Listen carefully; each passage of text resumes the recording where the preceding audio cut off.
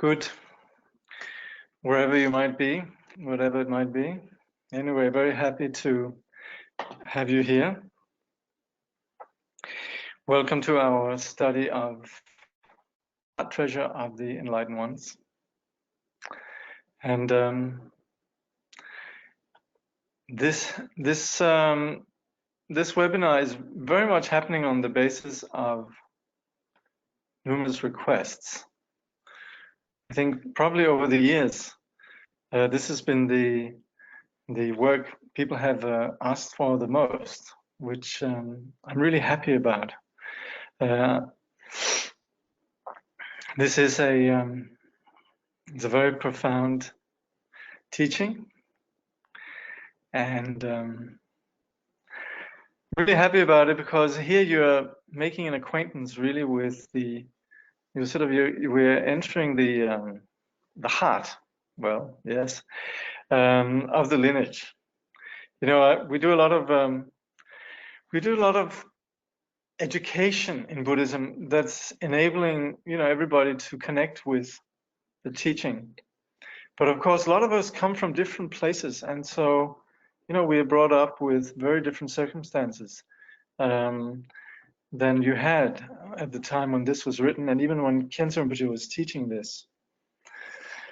So somehow that you've come to this teaching means that you're comfortable with the format, and that you trust these teachers. I think everybody has heard of Paltro Rinpoche and Khyentse Rinpoche. So this is kind of a little bit family event, or Dharma family. So Heart Treasure of the Enlightened Ones. And this teaching was initially given by Khyentse Rinpoche. It was written by Paltro Rinpoche in the 19th century. This was written to some of his students from Eastern Tibet, actually on the far ends of Eastern Tibet. And I think one particular student actually. But Khyentse Rinpoche, and then this teaching has been taught a lot. Paltro Rinpoche's works Paltro Rinpoche was tremendously respected, and this teaching has been taught many places. But Khyentse Rinpoche, he taught this in the 1980s at Tibet House in Delhi at the request of His Holiness Dalai Lama, where great lamas from the four main traditions, and maybe also Bern, they took turns to teach from their particular tradition, and Khyentse Rinpoche chose this text to teach. And then later also, as you can read, and then he taught it at his monastery in Nepal, Shichen. And then also I know he taught it several times at his house, La Sonnerie in France, because I was there. And this is a text that already when Rinpoche had taught it at Tibet House, Matthew Ricard was working on the translation, and he shared the translation of the text. So it's something that I've been familiar with for some time, and it's really a joy to present this. So, Heart Treasure of the Enlightened Ones, and the full title then is The Practice of View, Meditation and Action, a Discourse Virtuous in the Beginning, Middle and End. So I think Paltro Rinpoche doesn't need much introduction, but I would recommend actually a book called Enlightened Vagabond. I'm writing that here, you can see. But in there you have his life story, as well as, and what we mainly actually, Paltro Rinpoche is famous for, is also all these anecdotes we have about his style of teaching and his life and so forth. So he was recognized as the incarnation of somebody called Palge Tulku. Tulku should with, well, yes, generic Tulku, I guess, but anyway. And above all, his main teacher was Jigme Gyalrap, who was one of the two main students. Well, sometimes we talk about the four Jigmes that were students of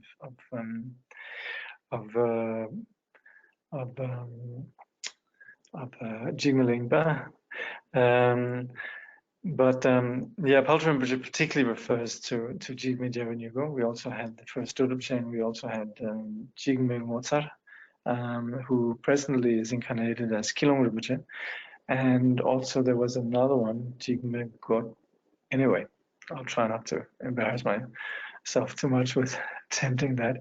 But anyway, Jigme Jewe Nyugo was one of the close students of Jigme Lingpa.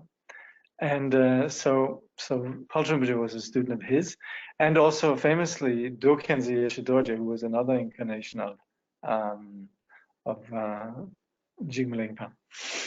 Now we do sometimes refer to Paltry Rinpoche as the speech incarnation of Jigme Lingpa. We say that Dokyenzi Yeshe Dorje was the, what is it again? I think we say he was the heart incarnation. We say Paltry Rinpoche was the speech incarnation. Jangkyen Zhuangpo was the body incarnation. Anyway, he actually very early on renounced his role as a tuku and spent most of his time then wandering about, living as a wandering hermit, and he's famous for that. And I remember Nyushu Ken Rinpoche, he once said that Paltry Rinpoche had four main teachings: the Vinaya, the Prajnaparamita, the Charyavatara, which is the way of the Bodhisattva, and the Dzogchen, the great perfection. So as you might know, and which is then represented in Enlightened Vagabond, we have many anecdotes about his life. So please read Enlightened Vagabond, warmly recommended. So Dinghu Chenzo Rinpoche also, I think most are familiar with. He was, as a young man, it's actually a lot of lamas came and said, oh, he must be the incarnation of our teacher. He was kind of sought after. But he was initially actually recognized as an incarnation of Jangkyen Zhuangpo, and ultimately this is also who he was enthroned as by his teacher Shechen Gyaltsab. He spent his early years with Shechen Gyaltsab and later in his life with Jangkyen Tsogyal Lodro, the previous Tongsa Khyentse Rinpoche. And Rinpoche famously spent many years in retreat as a young man, from his early teens up into his mid-20s. And after that, even though he wished to stay in retreat, he was told to teach. He was also told to marry. And on the basis of the auspicious conditions then with being married and so forth, and of course his karmic dispositions, he had many treasure revelations. So he did a lot for the Nyingma teaching. And also he was somebody who became known as someone who really mastered and was familiar with all the various teachings of Tibetan Buddhism. So he was very much involved with what we call the Rime movement, the teaching that sort of recognizes the value and the speciality of all the various different traditions in their own right. And so in this way, Rinpoche was very important in terms of the transmission of Buddhism when after he left Tibet after 1959, and many tukus from all the various traditions received transmissions from him, and also His Holiness the Dalai Lama became a student of his, where Rinpoche himself was a student of the Dalai Lama, and they took turns in teaching each other and conveying transmissions to each other. And also Rinpoche traveled to the West several times, to Europe and to the US, and he actually had a house in France, which is also where this teaching was taught on several occasions. Anyway, you can read about his life in a wonderful biography called Brilliant Moon. So Khyentse Rinpoche, he was, we say, 2 generations down, meaning his teachers. He wasn't a direct first generation student of Paltry Rinpoche, but his teachers were generally people who had met Paltry Rinpoche. And the lineage of this and the teaching that we're receiving here in terms of the methods and the view and so forth is then that of the great perfection, going back to naturally the teachings from Jigme Lingpa, from Paltry Rinpoche, but his teachers. It goes back then to the great perfection teachers all the way down to Longchenpa, who then again famously was someone who gathered all the great perfection teachings, particularly those of Guru Padmasambhava, Guru Rinpoche, and Vimalamitra. So, and then also we have the lineage that goes all the way back to Garab Dorje and the primordial Buddha. So in this way, the teachings that we have here, they are really they are like distilled gold. They are really precious, and we who are approaching it from the modern world, of course, we're not always sort of aware of the background and the uniqueness and so forth of the teachings, but also you being here tonight, then you probably have some familiarity and some awareness of this, and certainly you have the good karma to be studying this work. So, like I mentioned, this was taught on several occasions in India, in Nepal, and in France. So roughly the contents is then what we're going to be going through is the translator's preface, which is very good and very respectful and informative. Then we have the introduction, that's from Rinpoche's own words. We have the opening verses and the part one. Isn't that not the same? Okay. The shortcomings of our, oh yeah, that's right. So we'd have opening verses, and that's what we're doing today. Yeah. And the next time, please study the shortcomings of our decadent age. That's the next one. And then part two, we're going to go, and also part three will run over the remaining 4 sessions. So, Paul Rinpoche, he was not that impressed with the world, and he was very happy to just wander about, and he was very direct. You know, there's some references here to rishis, and rishis in Tibetan is drangson, means somebody who's straightforward, and Paltr Rinpoche was famous, very straightforward. You can read anecdotes about that. But it's not just that he was gruff and straightforward and scary, but he was above all famous for being genuinely wise, genuinely compassionate. And that's what's so delightful about encountering his life and his example.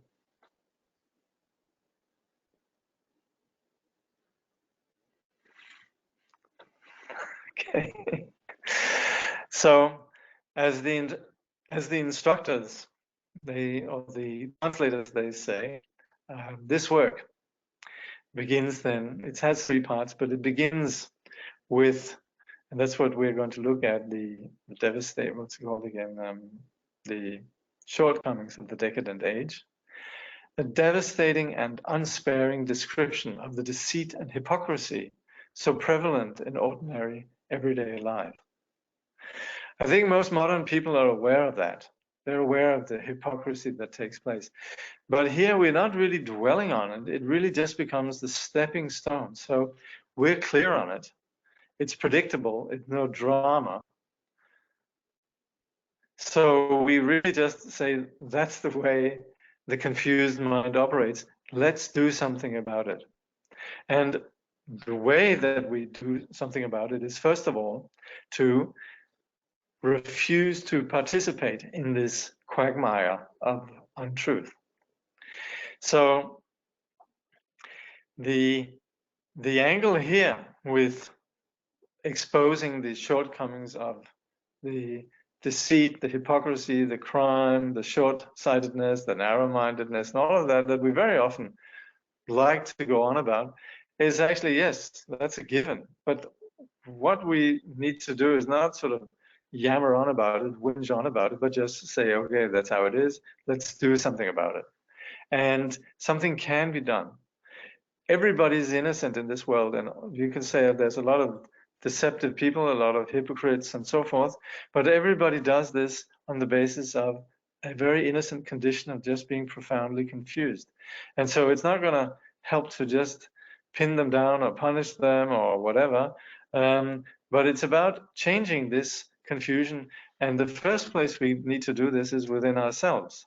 So when we say to refuse to participate in the quagmire of untruth, we're not starting a new political party, but we're going to practice the Dharma.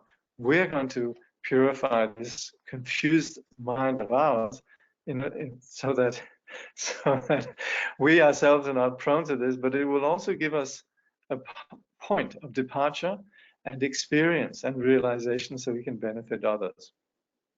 So here we have a concise explanation of the Buddhist way of doing this. We have 82 verses, and we say that the nature of the path and this is also in the title, right? It's a discourse that is virtuous in the beginning, middle, and end. Virtuous in beginning because we understand how we got here in terms of confusion.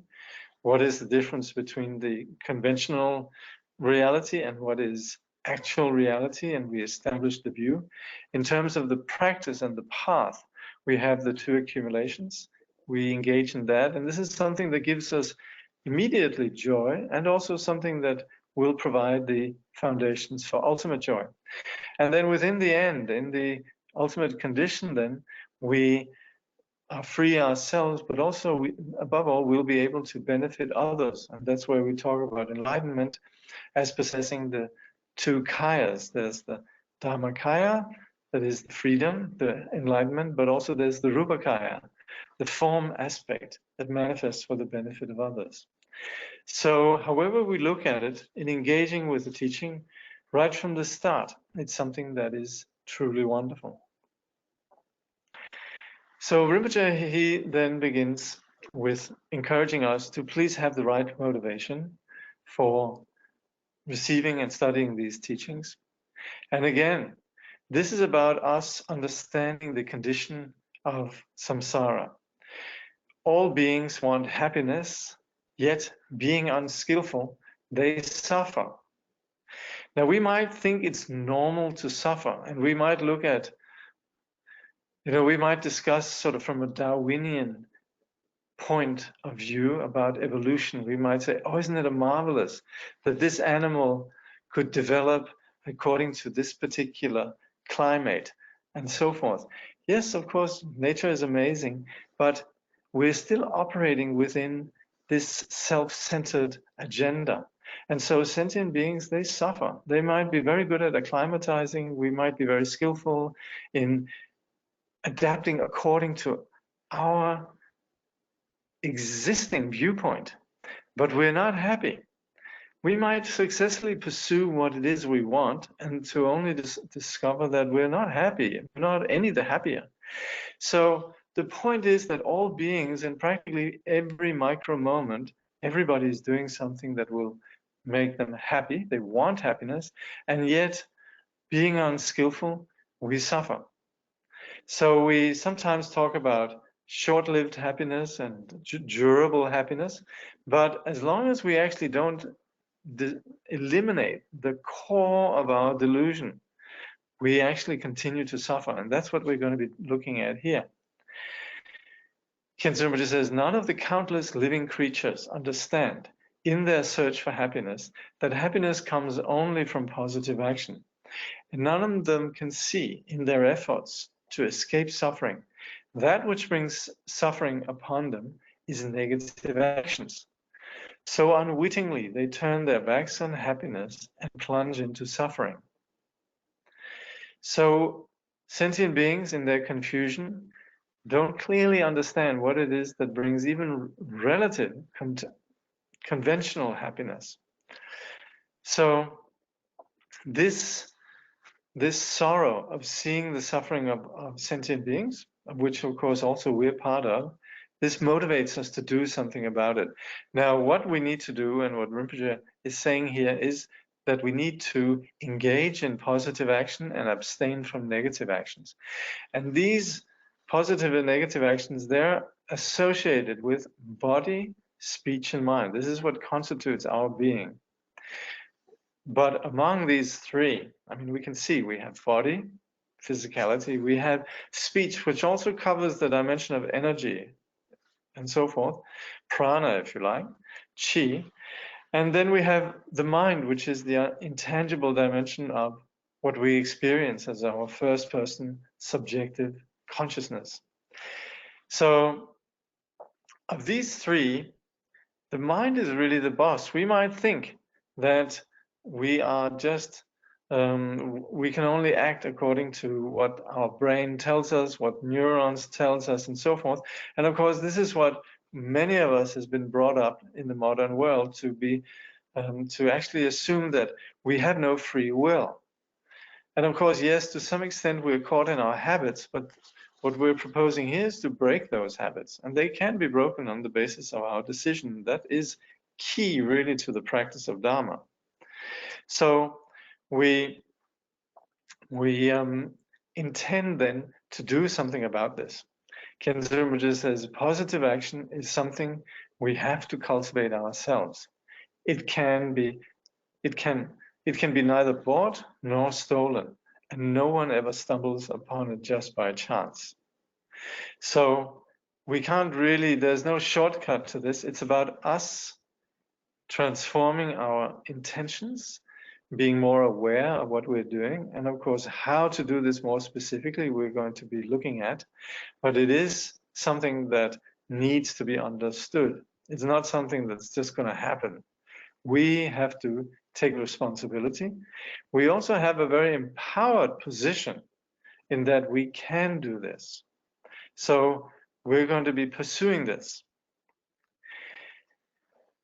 As we do this, we need to recognize again then that we're connected to the beings around us. We're not an island, we're not alone.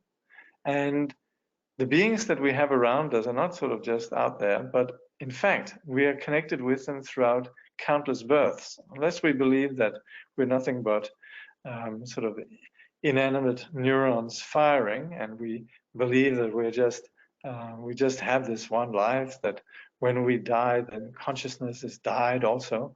If we believe that, well, then we perhaps needn't worry. It could be a soothing thought. But the fact is that our consciousness has actually never experienced anything that just stops. We don't see anything in the outer world or in the inner world that just stops all of a sudden. So it's you could say empirically it's a problematic assumption. But in that, certainly within the Buddhist context, we operate with the notion that ultimately consciousness is not contingent on the body. And so we have re-embodied ourselves many times, and every time we've done that, we have had parents that cared for us. And considering that we could have had many, many, many lifetimes, right back to the time when time began, so you can count when that was, then we've had correspondingly many parents.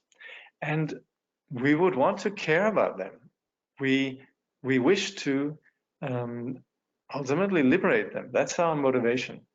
So just giving them temporary solutions, the food and comforts, that's very nice. And of course, we should do that. If somebody's lacking, we should be there generously assisting in every way we can. But it's not going to ultimately help them. And that's where we say only liberation from this confusion will. So again, for us to be able to do this, we practice the path. So that means that our motivation for study is the wish to free all beings. This is the motivation of what we call bodhicitta, the enlightened heart, or the enlightened aspiration. Now we have two kinds of enlightened aspiration. One is that looks at sentient beings and our situation within reality of us and others, which is what we call relative bodhicitta. It's a conventional situation. And then the absolute, one is directed towards the wisdom, is then the place that's free from any notion of sentient beings, Buddhas, and all such what we call dualistic reference points. So we have these two kinds of bodhicitta. Presently, we are going to look a lot at the relative bodhicitta in terms of us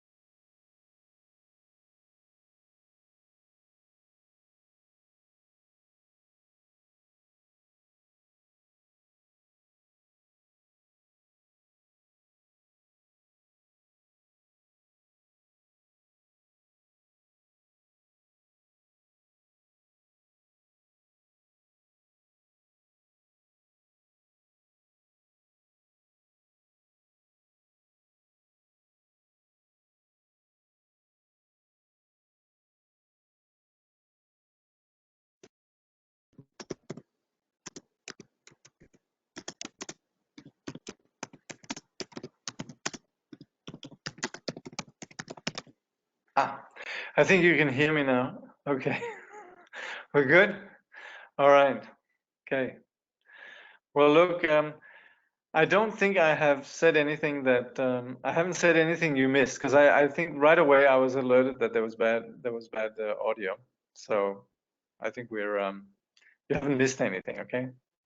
But I don't think that, I hope this doesn't happen again. Sorry, I'm in a place I haven't been before, and I had no idea there would be such poor internet. So yes, I hope we'll manage to get through. Okay, so two kinds of bodhicitta, relative and absolute, yeah? Now, the ones when we bodhicitta directed towards beings, that's the intention to free all sentient beings. Basically, like Shantideva says, it's the intention to establish all sentient beings in enlightenment. So we have this equally for all beings. We have it equally in terms of that we wish all to be happy, we wish all to be free from suffering, we're sympathetic to everyone when they have joy, and so forth. So this has nothing to do with friend and enemy. Yeah, friend and enemy is really just something so conditional, isn't it? So we will have this for everyone. Now, this is something that when we generate it, it actually could be part of every action that we do. And we would say someone who has this intention, even the most ordinary action, attains value. Now, we talk about the bodhicitta, relative bodhicitta in terms of intention, but also we want to do something about it. Rinpoche gives the example that if you have a mother who has no limbs and she sees her child carried away by the river, she's devastated. Her only wish is to do something for sentient beings. And that is then the intention that then is the foundation of us actually doing it. So first we generate this intention of fervently wishing to enable sentient beings to be happy, and then we pursue it. And again, please remember, it's about all sentient beings. If sentient beings are acting badly, then it's just because of their conditioning. So this is such an important point. So our intention and our action with practicing the Dharma is to enable to liberate and establish all beings in freedom. And once we have that, our whole value of our human existence is very different.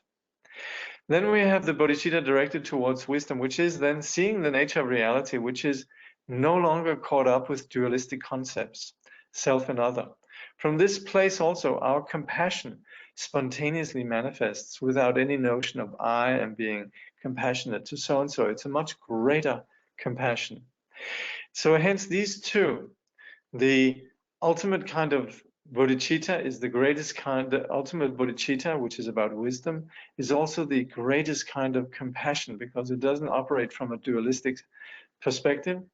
And also the relative bodhicitta about that it takes the dualistic perspective of our conventional experience as the path, is the skillful means that we then endow or pervade, or where we operate from this dualistic perspective from the point of view of compassion. So these two, the wisdom and the compassion, the wisdom of the absolute and the skillful means of compassion of the conventional, we need to join these two together. So we would say they're as indispensable as both wings are indispensable for a bird that wishes to fly. Rinpoche says to do something virtuous with a commonplace motive will certainly bring us some happiness, but only temporarily. Such happiness will soon be gone, and our helpless roaming in samsara will continue. If, on the other hand, everything we do, say, and think is transformed by bodhicitta, our happiness will go on and on, increasing and never be exhausted. The fruit of actions motivated by bodhicitta, unlike that of positive actions done with less noble motives, can never be destroyed by anger or other negative emotions. So the image is, if you have a drop of water, if you just have that sitting on your finger, that's like an ordinary action that's not endowed with bodhicitta. But if we put it in the ocean, it never exhausts. This is also why at the end of any practice we do, we dedicate. Once there is that which goes beyond just the agenda and of our self-centering, we're no longer circling in this very conditional situation of confusion.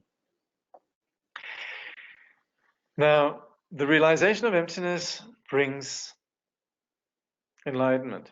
When we say that, we mean that when we're no longer caught up in the mistaken project of objectification of phenomena, the way that we misconstrue reality, then we speak about this in terms of realization of emptiness, shunyata, but it really just means that we cease to be caught up in this dualistic grasping.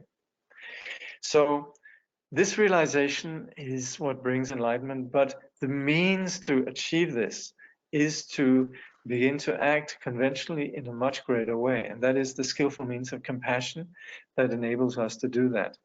So being aware of others beyond ourselves is what enables enlightenment and the realization of emptiness to come about. So these two need to be practiced in unison, like I was saying, the two wings of a bird. Now, if we look at our mind, the motivation is what gives any action its value. Rinpoche says it's like a crystal. Mind is like a crystal that takes on the color of the surface it's on. So, for example, if we are angry and caught up in anger, then of course our mind will be like that. If we verbalize anger, if we are physically aggressive and mentally also, even just the sort of the attitude of anger, our whole being takes on that, and this actually is imprinted on the storehouse consciousness. Whereas if we generate compassion right away, then our body and our speech also naturally becomes much vaster. So our mind is like a crystal. It's about what we do with it, and that's how it becomes. So its nature is definitely intangible. It has no material reality. We can talk about neural correlation and so forth. We can understand our mind in terms of the brain, but from the Buddhist point of view, and also from those who have researched this, there's no certainty at all. There's no modern research that seems to unanimously agree on that. You first have neural signals and then you have states of consciousness. You can say there's correlation, but generally this experience of our first person subjectivity is the one that we're a master of. But it is intangible, and that is what drives then our perceptions. So we certainly would say that we have control over this mind, and so just like a crystal that takes on the color of the surface, then us working with the mind is what then generates this experience. And it's something that we have power over. It's not something that where we're bound by the material. Of course, there are conditions that we could say, oh, if there's a brain damage or if there's certain material conditions there, yes, of course. But ultimately then, there is also a place where we have a certain degree of plasticity that comes from this primacy of our consciousness. So in that our mind shapes all our experiences, it's so important that we do something about it. So we should do that, and we should never think, oh, these great beings, the Bodhisattva, Avalokiteshvara, these great masters and so forth, they're so much greater than we are. That we should never have that. They exclusively manifest in the world as an example. They're not there to be adored. They're not there to receive offerings or, they don't have this kind of narcissistic agenda. Their sole purpose is to instruct, reflect what we actually possess as our natural potential. So we should never ever think that they're there just in their own right. We should see them as examples of how to do things. And we should never think that we can't do this. So Khyentse just says what we might suspect is that this takes perseverance. It takes mindfulness, it takes awareness, it takes looking at the mind. It's not about introversion or anything, but it's just being aware. It's just being present. So that goes in terms of working in the world. It also goes in terms of knowing what's happening in us. So we need to check the mind at all times. Rinpoche says, in terms of going back to this bodhicitta, all difficulties come from not thinking of others. And we can see when we're thinking of others, we're far more resilient. We're far less fragile. We're far more happy. So if we want to be happy, then it actually comes from this courageous state of mind. So when we have that, and we can also see that, we can see it in ourselves, but we can also see it in others, it's like a gleaming ground of gold. Someone who is genuinely altruistic glows and is so much, there's so much respect around such a person. And such a person has happiness from within. So there's a question. So if mind is like a crystal, is that why our motivation is important? The quality of mind influences the color of the mind. Yes, that's it. And the point is also we can direct it. We have the power to do so. And that's where Rinpoche here is saying we should do that with perseverance, checking the mind. Rinpoche says, samsara is the condition of beings who, by acting under the influence of obscuring emotions, perpetuate their own suffering. Nirvana is the state beyond all suffering, or in other words, Buddhahood. If we let the mind follow all its negative fancies, it will naturally take the path of samsara. Now we are at a crossroads. We have had the good fortune to be born a human in a world where a Buddha has come and has taught the Dharma. We have met a spiritual teacher who can transmit the Dharma to us, and we have received his instructions. And we are physically and mentally capable of putting his or her instructions into practice. So samsara is where we are in a state of this delusion. Particularly, we will see it described. It's the delusion that begins to, you could say, reduce the vastness of consciousness into self-centering and begins to reduce the nature of the luminous reality into just objects. So it's a biggie, but that is where we are operating from, this obscuring emotions or afflictions that then we act on, and it drives this pattern of suffering. But we can do something about it. And that's where we have the fortune right now to have all the conditions present. Khyentse now, in terms of how we're going to approach these teachings, he says, through the teachings of Dharma, we can bring all beings to perfect Buddhahood. When we receive those teachings, therefore, it is essential that we are free of the habitual shortcomings that might prevent us from understanding them clearly. The 3 defects, the 6 stains, and the 5 wrong ways of retaining the teachings. Otherwise, studying this text will just be a waste of time. Please focus on the teachings which follows with consummate mindfulness and apply the 6 perfections. All right? It's true. We could listen to this teaching, we could be present, but as we all know, we could be present in a lecture, in a context where we're not paying attention. So then it doesn't help. Can't say I attended this lecture, I audited this and so forth. Yeah, sure, but unless we really engage with it, then it's something that doesn't really do much in terms of integrating with our being. So for us to really be attentive, there is actually a science within Buddhism on how to do this. It comes from a profound insight on what actually the attitudes they do in terms of us assimilating this information. So we talk about these 3 defects of the pot. Many of you have heard these before, and they are really, really practical. So not paying attention to the teachings is to be like a pot turned upside down. Whatever is poured onto it will be wasted. To forget the teachings is to be like a pot with a hole in the bottom. Whatever is poured into it will just leak out again. And to listen with a mind full of negative thoughts is to be like a pot containing poison. Whatever wholesome substance is poured into the pot will just be contaminated. And we also say to have a corrupt intention. For example, if we're studying the Buddhism with the intention to turn this into a career, that we could make money on it, that it could be something that is sustaining ourselves, that it's not really going to go very far. We also say that's tainted motivation. Now, the 6 stains, they are then pride, listening, thinking, well, I'm as smart as whoever is teaching up there, lacking faith, not actually having the sensitivity to the immense value and extraordinary quality of the teaching. To listen with indifference, sort of ho-hum, well, we're just here, we don't really think it's particularly important. Or to be distracted, to be in a teaching where we're just thinking about other things, or just looking at other things, hearing other things, and so forth. Or to be annoyed, that we're feeling annoyed with the teacher, or that the teaching is too long, and so forth.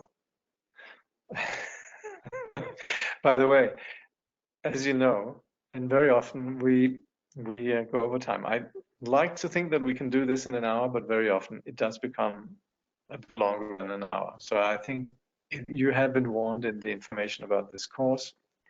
It could go, we usually say an hour to an hour and a half. So don't be annoyed. Now, the last one is discouraged. Just again thinking that, we're despondent. We think I could never do this. I'm incapable of doing this. So if we have that, it gets in the way of us actually assimilating. I'm throwing in here 5 perfections that we often highlight, and of course we see this elsewhere. Rinpoche doesn't mention them, but they are important also, and they can be very constructive. So we talk about time and place, teacher, assembly, and teaching. For example, when we read the sutras, we say, "Thus have I heard once the Blessed One was dwelling in Rajagriha."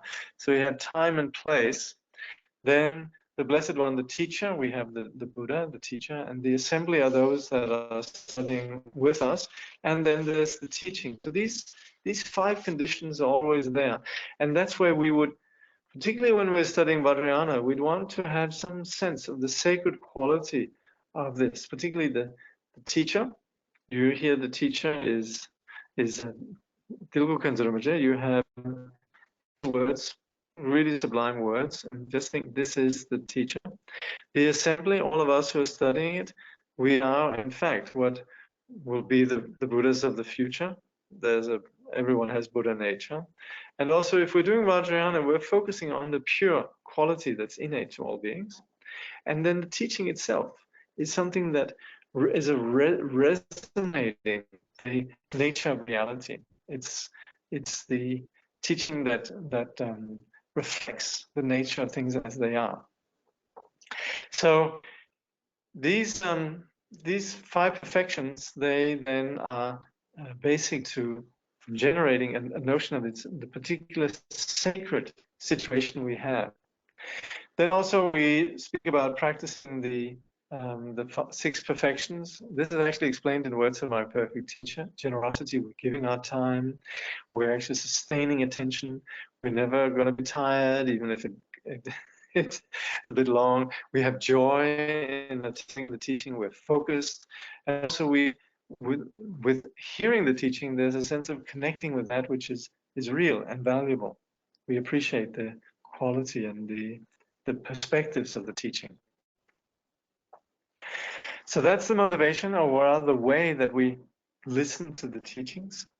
Now, what we're going to be looking at, and here again, as we looked at before, we are the title of the book here. We've gone through that. We have the author. We know that, yes. And Nza Paltru Rinpoche is from a place called Tsachuka. Present day Yishu over in Kham or Sichuan. And Paltru Rinpoche's name is also Ujin Jigme Chigi Wangbo. And throughout his life, Paltru Rinpoche demonstrated flawless discipline, unlimited compassion, deep knowledge, and a complete renunciation of ordinary worldly concerns. I think this is the point where Paltru Rinpoche made a little bit of a disclaimer, where we will find that, where he says that, I'm just nothing about the his. Of course, I think we need to recognize that the author here is a sublime being.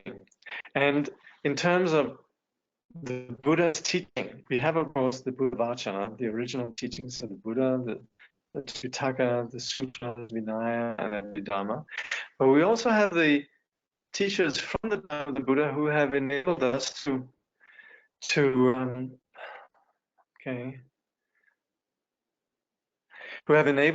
connect with the Buddha's teachings, and these teachings we call shastras. So this present teaching is such a work. It's a shastra that you could say, or even upadesha. It's a pith-instruction that enables us to understand the otherwise quite extensive teachings of the Buddha.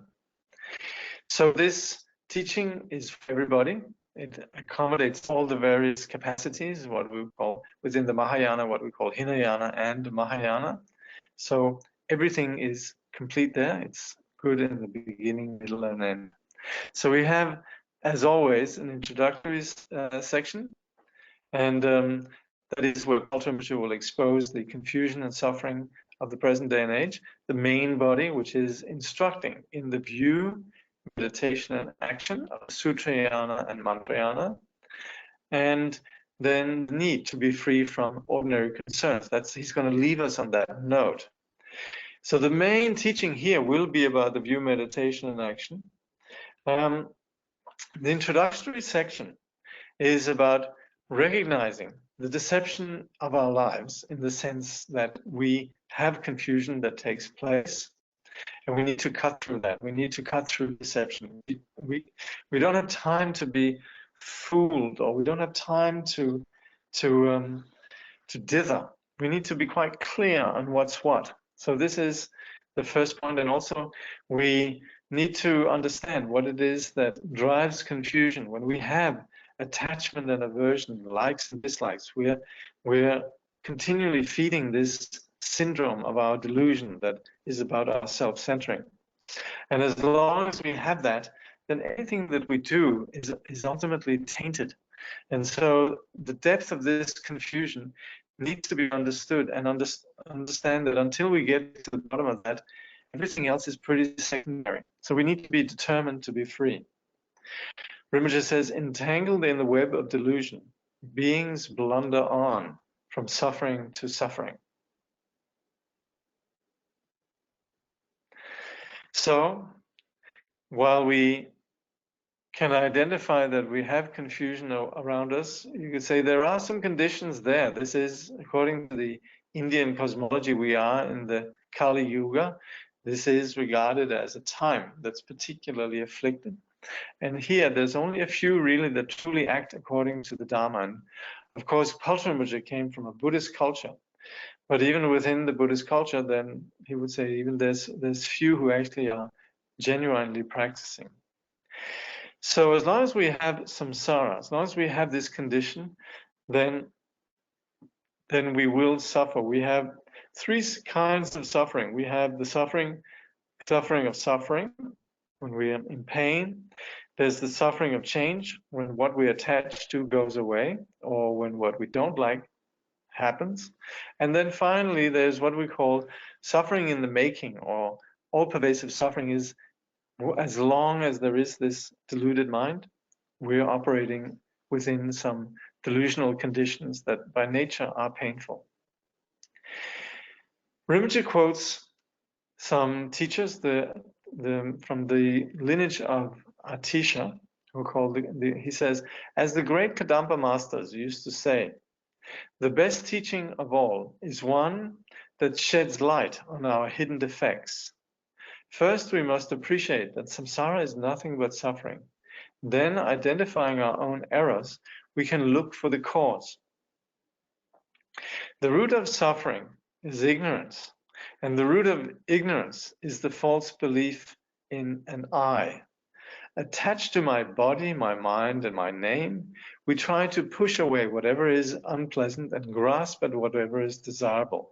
This is the basic process of clinging, the ego, the very root of suffering. So in practicing the Dharma, it's not as if we're going to take a pill and everything is just, we're going to have what we want. But it's this very core of thinking I that is what really drives all the delusion. So the Dharma is not easy, but at the same time, it is what gets to the bottom of our situation. If we were just to get what we want, this I would still persist, and it would still be setting ourselves up for suffering. So getting to the root of the matter, this is what we're doing, and that's where the teaching is one where we, on one hand, identify our potential, but we also need to presently acknowledge that there are some habits we need to deal with. And that's where we'd want to be quite plain and straightforward in identifying our errors. And we're also going to be, if we have a teacher, we can expect that the teacher, if it's a kind teacher, will actually help us identify these errors. Looking at the way of the world generates a determination to be free. We need to understand what are the causes of suffering. We need to know how to counter these causes with the Dharma. So we can be disillusioned about the world and its ways, but not only that, we need to see, and that's where we understand an innocent condition of confusion. We need to understand that the causes, the delusion that drives this suffering. And then we need to know how to actually apply the remedy with it, which is the Dharma. Rinpoche says, and by the way, DKR stands for Dilgo Khyentse Rinpoche. He says, by making us think about how people behave in our decadent age, the first section of the text is intended to clarify our understanding of samsara and inspire in us a deeply felt sadness toward it. This gives us a strong motivation to free ourselves from all the habit patterns and ignorance that perpetuate suffering. Yet, however strong, motivation by itself is not enough. What we then need to know is how we can actually free ourselves from samsara. In other words, how we can practice the Dharma.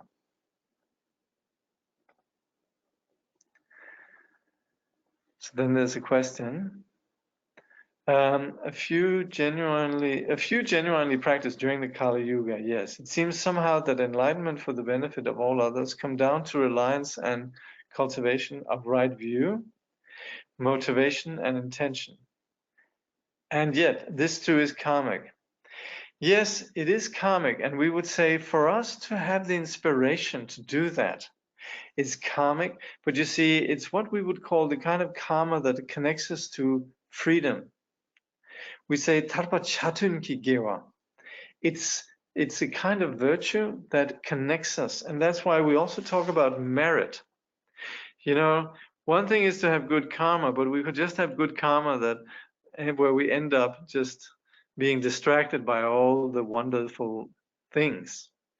So that's where we need a bit more than just good karma. We actually need merit.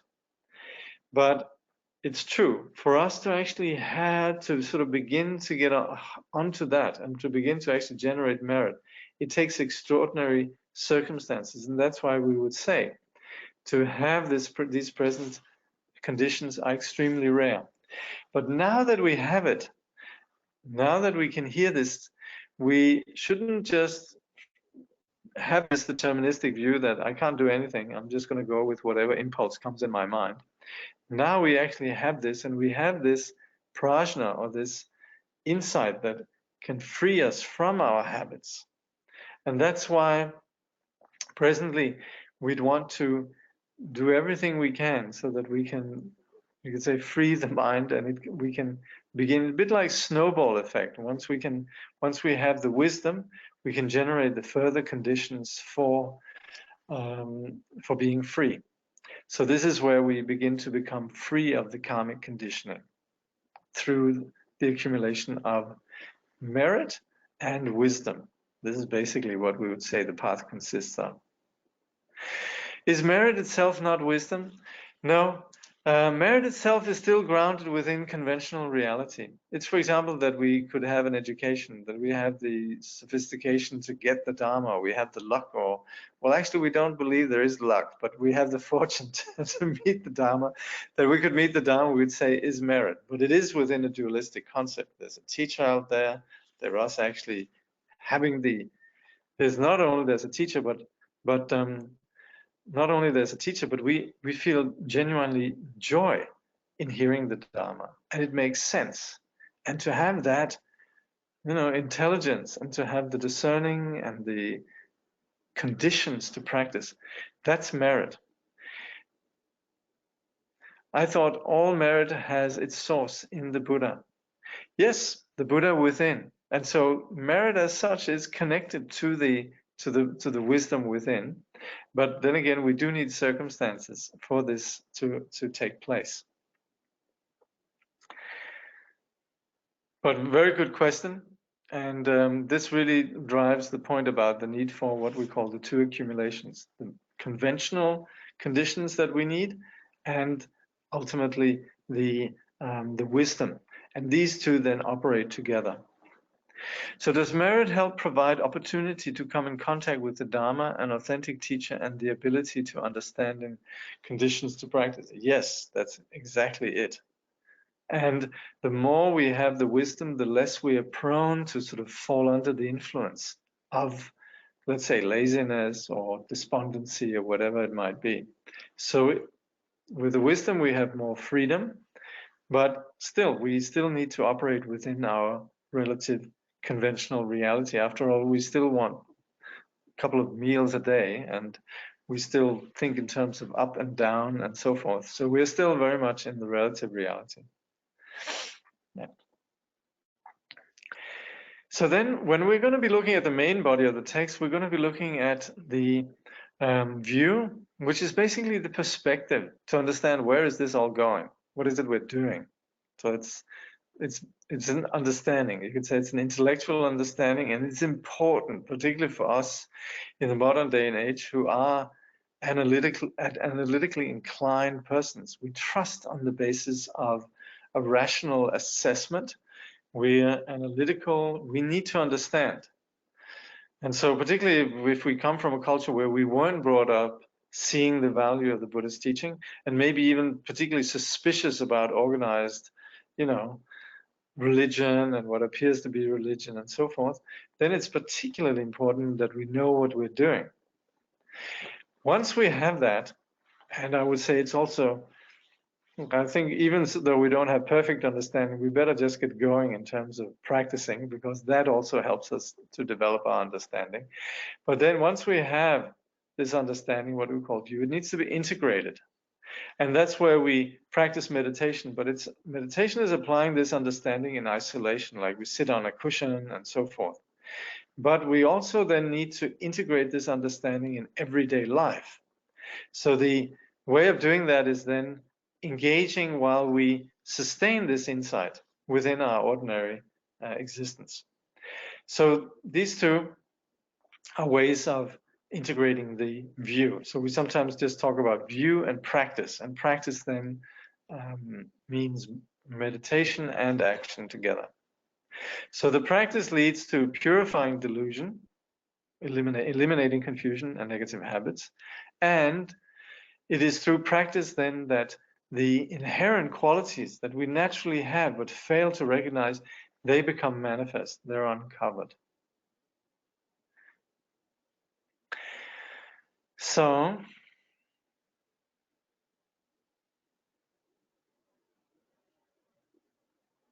yeah. So again, a little bit more about the view. Now, when we talk about the view, it's rather scientific, and it's about what is the nature of our being and the nature of our perceptions. So we want to understand the nature of our reality, no less. This is not for us to, interestingly, and this is innate to what we call the middle way, this is not for us to develop a new opinion. It's for us to understand how we get confused and how we misconstrue reality. But we're actually, with that understanding of reality, we're not interested in developing a new dogma, but it's more just understanding where it is we trip ourselves up. But the insights that we have in this context, particularly the teaching on what we call dependent arising, teachings on shunyata, what we call the unity of appearance and emptiness, they enable us to dismantle our confusion and begin to relate in a much more open way with our reality. We need to take this understanding and make it our own. we're going to hear teachings, and some of them are not easy, and we actually need to basically operate continually with making this a personal experience. We need to be able to see how we confuse reality and how it can clear. When we have that, then we can begin to practice. Already, I would say intuitively, all of us have this. We know what are the conditions that drive our confusion. For example, when we're tired and when we haven't eaten and so forth. And we can also see how when we have peace of mind, then we're less confused. It's not just that we are vegetables when we're peaceful, but it's also that we actually, our potential, our natural disposition becomes much more clear. So we already right now have some idea of how confusion happens. But there's some ways in which we mistakenly objectify our own being and that of others. And that's where some of the teachings that we call Prajnaparamita, the middle way, teachings on emptiness and so forth, they're very helpful. So reality is knowing, basically, that phenomena, yes, they appear, yet they do not exist the way they appear to us habitually. They're devoid of anything of ultimate existence. We cannot find anything in the table or the chair that is the ultimate chair or table. After all, a chair or a table is made up of many different things. And there's not anywhere in the chair or the table that thinks, I want to be a table or a chair. So this reality that we operate with, the external reality and also ourselves, are a web of various conditions. And that's where our confused projection of solidity onto ourself, our confused projection onto the world around us, which leads us to solidifying things in a way that they actually don't exist. This is what we need to be clear on. And that insight then becomes the seed for our further journey to enlightenment.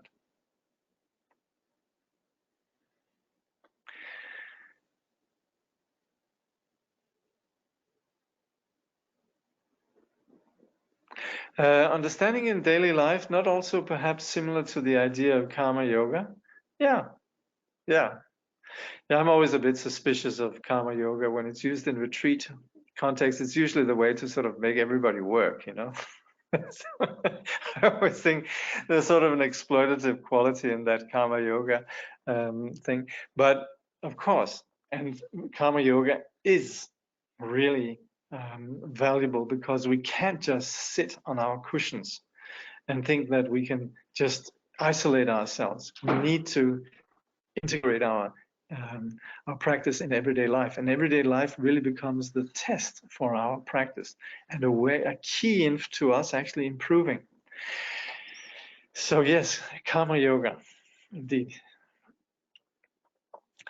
So when we talk about meditation, action, and fruition, then, so right now we had a little bit about the view, right? Now let's talk about meditation, action, and fruition under one. So meditation is to experience this insight again and again.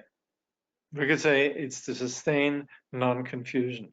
But also within, particularly in Vajrayana, we begin to connect. And again, this is a yoga also.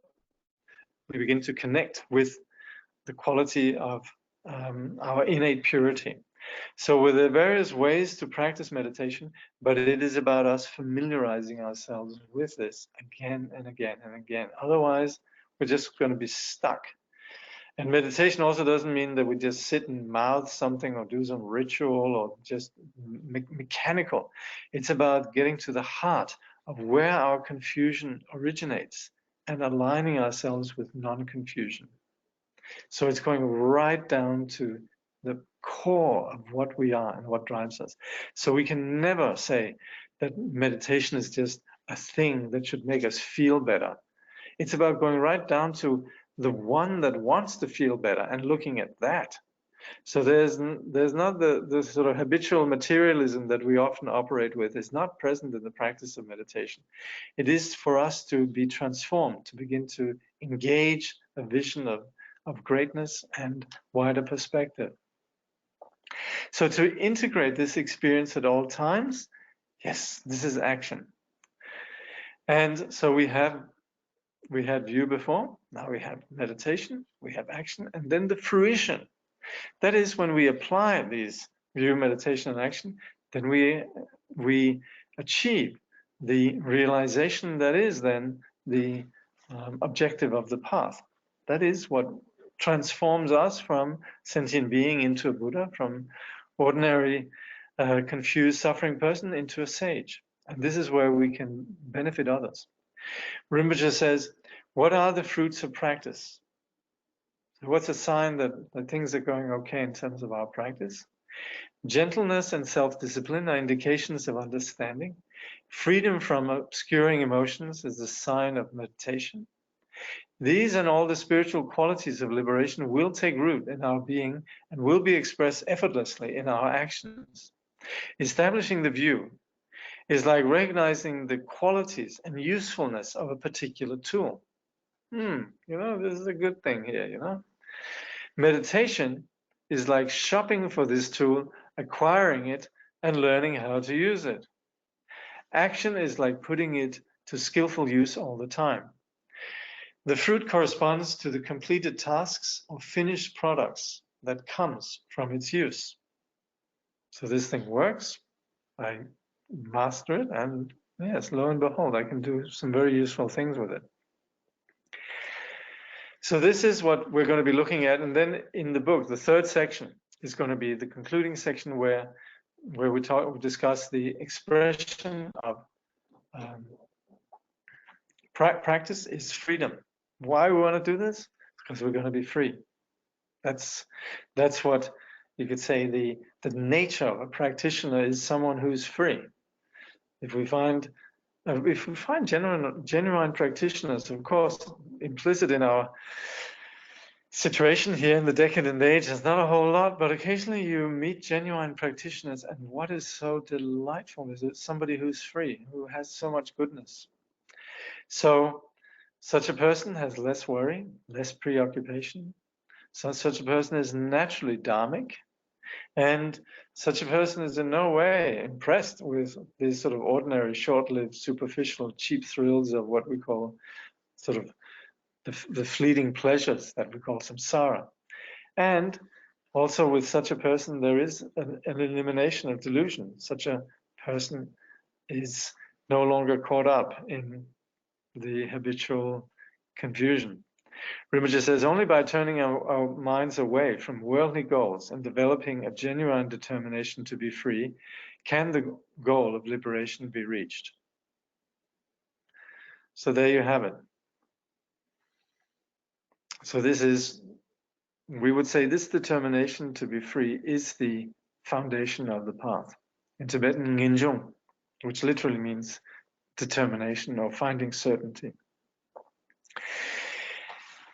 Now we're actually looking at the at the text itself. So but just before we start the text, we have this homage to Chenrezig. Homage to Chenrezig is acknowledging the greatness of the great compassionate one, Avalokiteshvara. And in bowing down, acknowledging this, we're also connecting to the inner Chenrezig.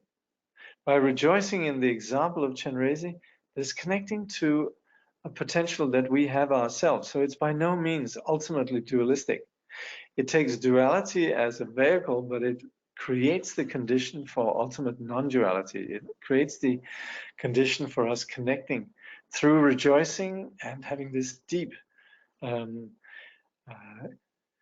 devotion, this humble interest, or interested humility that's so open, then we're connecting with the ultimate Chenrezig. And we would say Chenrezig, Avalokiteshvara, embodies the compassion of all the Buddhas. This nature of compassion is that it's not partial. It embraces all sentient beings. So that's how we can understand Chenrezig. But also we talk about, there was the very close student of the Buddha, Avalokiteshvara, who was a 10th Bhumi Bodhisattva, and we have teachings from the Buddha that was requested by Avalokiteshvara, by Chenrezig. But in the ultimate sense, we talk about Chenrezig as the very nature of reality. This is the innate ground that is innate to all of us. So we should never think Chenrezig is just external. And as such, Chenrezig is always there, benefiting sentient beings, however is possible. To meet all the needs of beings, he manifests in countless forms, from world rulers to ordinary people and animals. He exemplifies perfect liberation dedicated to the welfare of all. So this is also implicit in the Mahayana vision. We never know who is a bodhisattva. We might come across beings who are noble. We might come across people who are outrageous. And we actually never know who is genuinely benefiting sentient beings. It can even be animals. It can be even, we sometimes would refer to bridges or phenomena that are just helpful. That is manifestation of this. Now,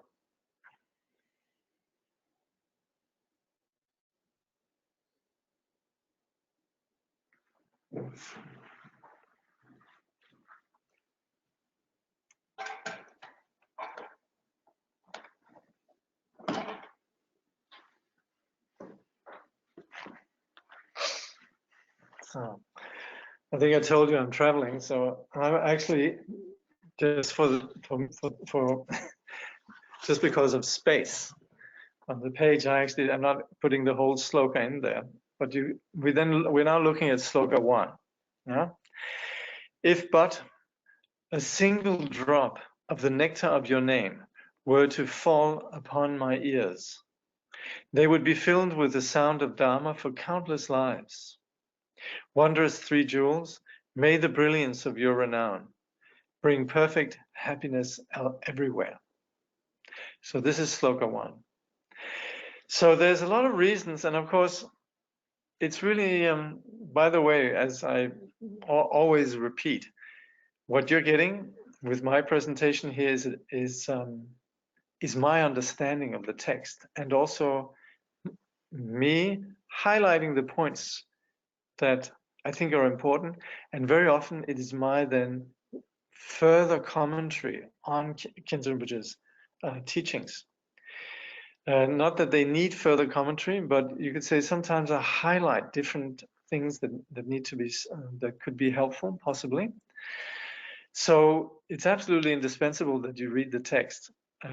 There's great blessing in Paltro Rinpoche's text. There's great blessing in Dingpo Khyentse Rinpoche's text, and really, what I'm doing is just wanting you to read the text. So my commentary is of very minor value, but of course we are having this study, and hopefully this will bring you to study the text. But in here, Rinpoche talks a lot about then the value of, and this is Paltro Rinpoche's point, how the merely hearing the names of the three jewels, because this breaks with some of the, the inputs that we get in our world, all the various things that are coming at us. To hear the three jewels is a departure from some of the not that constructive input and perceptions that we ordinarily encounter.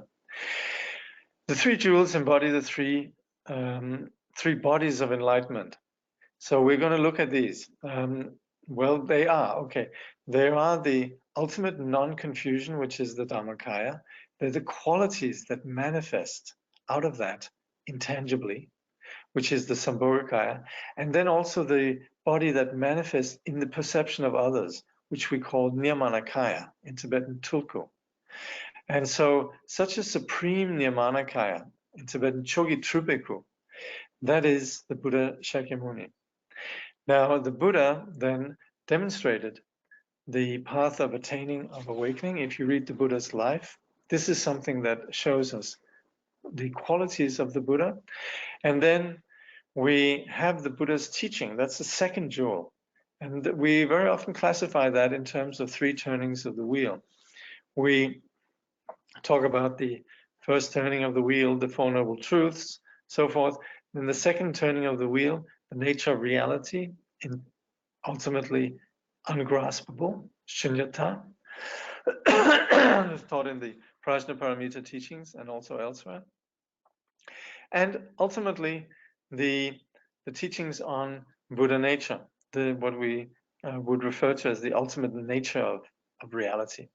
So these three turnings of the wheel, they are basic to the Dharma, and the Dharma then comes to us through through streams, which is very important. One is the transmission, and that's all the, you could say, the legacy of what the Buddha taught. But particularly, then we have the Buddha realization, the Dharma realization, which is that this teaching is not just, and it's vast, of course, and incredibly sophisticated, and attends to so many different, very helpful aspects of our existence, both in terms of relative existence, conventional existence, and also in terms of understanding ultimate reality. But if it wasn't that there was somebody who has the realization, it would just be theory.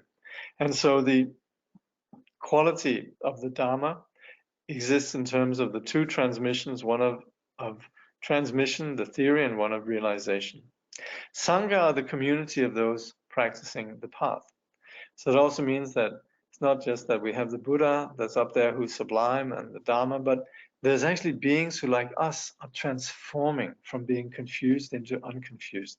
And that's hugely inspiring.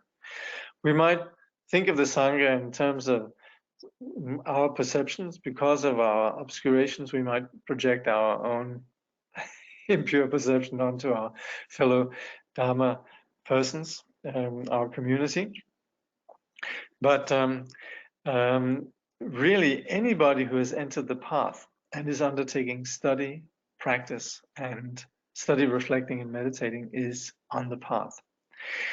The three jewels, however, they are then the foundations for this. So this is immensely important. These three are what makes all the difference. We would say this is taking refuge in the three jewels is the entrance into the Buddha Dharma. And then, like some persimmons in the autumn, which, though inside still unripe, look ripe outside, I myself am just the semblance of a Dharma practitioner. And since my mind and the Dharma haven't mixed, my Dharma teaching won't be up to much. So, of course, as Khyentse Rinpoche points out, then this is delightful because this is where the author is being very humble. And that's such a relief. I think everybody appreciates that. Even we have His Holiness the Dalai Lama, he will just say, I am just an ordinary monk, simple monk, and so forth. So we have something deeply appealing, and also it's example for the rest of us. But this example then with the persimmons, sorry, this is where my Danish foreign background is struggling here. Is it persimmons? Anyway, you know what I mean. They're fruit. and I think sometimes the Tibetans, they usually refer to these as mangoes, but I'm not entirely sure. Somebody's giving me the persimmons. Okay, persimmons. Good.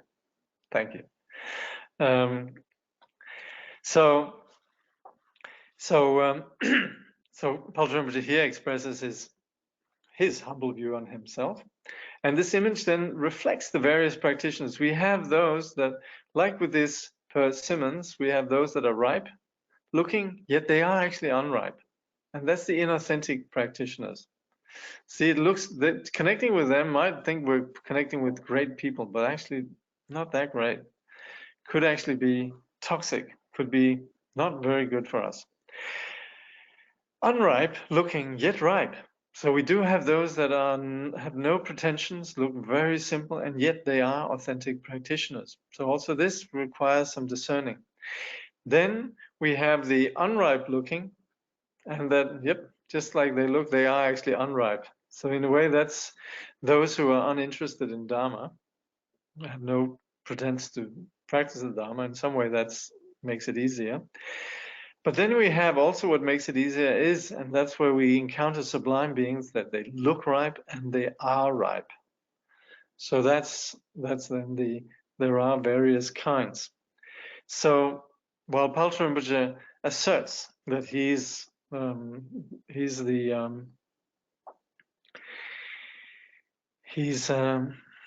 would be not a ripe persimmon.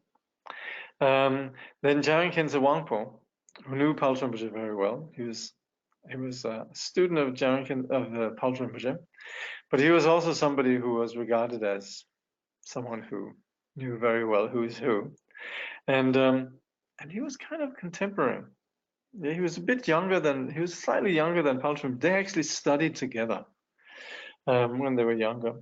But anyway, and also knowing Paltro Rinpoche his whole life, he would assert that Paltro Rinpoche was definitely a sublime being, the last kind. And he also wrote a very beautiful, and I think that's in here, yes, it's in the book, this supplication to Paltro Rinpoche. I pray to Jigme Chökyi Wangpo, yeah? We have that in here. So, these then, the last of the opening verses. But since you, worthy friend, entreat me insistently, I cannot refuse. I will speak out frankly. Unusual though it is in this decadent age, I offer you these words without treachery, so listen well. So we're going to have straight talk. Paltro Rinpoche speaks honestly, although it might not please. It's not going to get personal or nasty, but it's about exposing our naivete about some of the things that possibly we are not prone to this deception, but it is rampant. And so there's a general sense then that practitioners, they improve through having their faults pointed out. This is where sometimes we can cringe at ourselves and so forth. But it is something that is regarded as the quality of a genuine teacher to expose our faults. When we are lucky. I remember going and seeing Chinle Norbo Rinpoche, and he would be very polite to me. And I realized I would feel incredibly sad because his really close students, he would be really tough on them. But when I came, then usually he was quite nice to me. And I always think I have no merit. So if we have a teacher who, of course, we should be absolutely certain that it's somebody who is genuinely kind, only doing it out of kindness. But if we have such a teacher, and we should be discerning about that, as we know from discussions that are happening. But when we have asserted that there is somebody that we truly trust, then actually we don't really bother. Well, I've had the fortune to have faults pointed out, and I'm just flattered that my teacher would even bother. So we improve through having our faults pointed out. Recognizing and remedying our flaws, we improve. It's as if we see, the teacher is pointing to where the trouble is happening. It's as if we caught the thief, where things going, there are things gone missing. Then all of a sudden we find out who's the culprit. So these are really simple teachings, but it also comes about that when we have this trust, then something very profound could happen when there is an openness between student and teacher. So ultimately what Paltro Rinpoche wishes to do with these teachings is to inspire our renunciation, our determination to be free, and our compassion, our greatness of mind. So,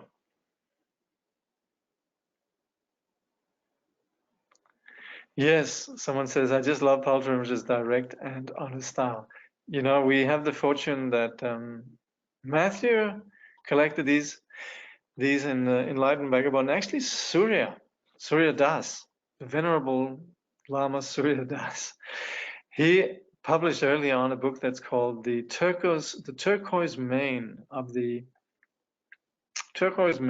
snow line. I think that's it.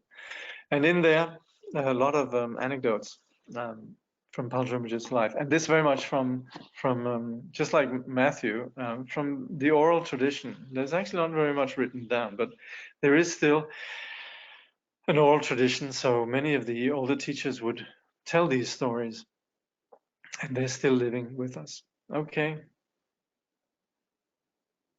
I think that's it. I have truly gone over time, but I think you were warned. Let's hope it's beneficial.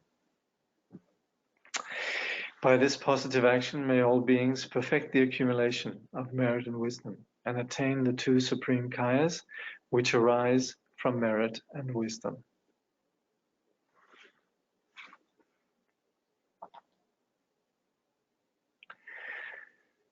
So thank you for joining me here today, and next time please read then part 1, the shortcomings of our decadent age. So that's that's a few pages actually. So yeah, maybe start right away. I think there's some 30 pages to read. So see you next week. Thank you.